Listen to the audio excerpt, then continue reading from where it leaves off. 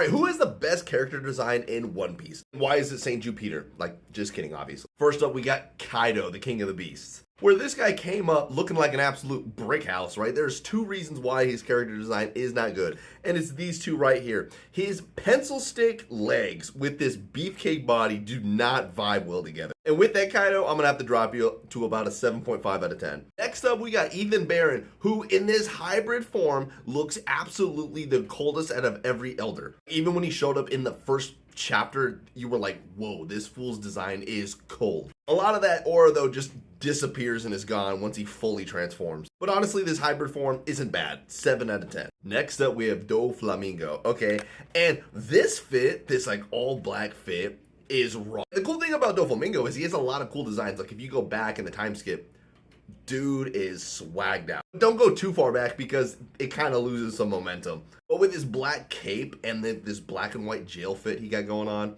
it's pretty legit. 8 out of 10. Next up, we have Sir Crocodile, which is like the OG original mob boss, alright? Crocodile's whole MO is just to be him, right? Dude has that like all black coat with the golden hook and the cigar, along with that fucking scar going right across his face. It's pretty good. It puts him pretty high up there. 8.5 out of 10. Next up, we got Loki. And when looking this up, I was thinking there's probably not a lot of panel shots to kind of look for, but there was more than enough to show how cold Loki is, okay? And well, since he hasn't been technically animated yet, we don't really know how his color sequence is going to be designed either. But either way, it's just raw. His character design is up there. I got to do it to him. 9 out of 10. Except we got NL.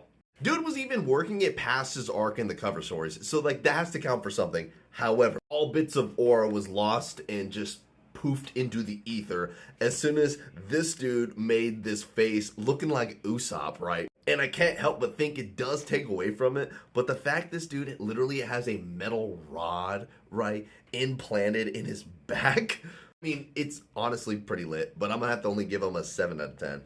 Next up, we have King the Wildfire. Okay, I'm just gonna let you know, it's already high. And I'm talking about Mask On. And I think both of us can agree that Masked Off King is almost as good as Mask On King. There's just something about his character design that makes him look way more menacing. Unfortunately, I do think it kind of went away as the arc concluded when he got basically low dipped. Keep in mind, he was injured, and sometimes some of the transformations kind of leave you like, what? But that's just One Piece in general. So I'm not gonna like really hold it against King and his fit because this character design is lit. 8.5 out of 10. Next up, we have Dracula Mihawk. Okay, as soon as this guy came into the series, you know he commanded aura. Like you knew he was about nothing but business. And a lot more discussion has been coming up with this guy considering Roger is like now a swordsman and you know that upscales Mihawk, right? But it does make me kind of rethink this because of all these hype edits and clips that come out.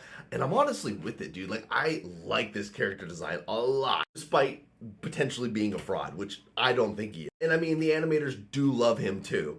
And with all that being said, I mean, he really hasn't shown up too much in the series, and that does bug me. So I'm going to have to drop him to about a 7.5 out of 10. And last up, we have the second son, Charlotte Katakuri. This dude came in and had the coldest character design of all of Whole Cake Island. And as the fight progressed, this dude just emanated, looking like an actual yokai demon. However, a little bit of that is lost once you realize that his dope scarf is actually there to hide one of his biggest insecurities, right? Because he does indulge in the bigger sweets, which no problem with that. I enjoy it too. But that to me does kind of take away from his character design because I thought this was for, you know, just it being cold, but in reality it's to hide his face. So I kind of have to knock some points off for that.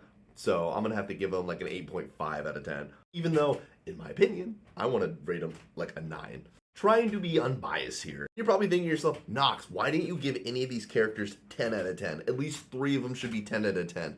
Well, I'll tell you. Because the real reason is the only 10 out of 10 designs are the Yeti Cool brothers, okay? There is no debate on this. This is a universally agreed thing, okay? These guys showed up and were the coolest. I don't care if they got one-shotted off screen. It doesn't matter.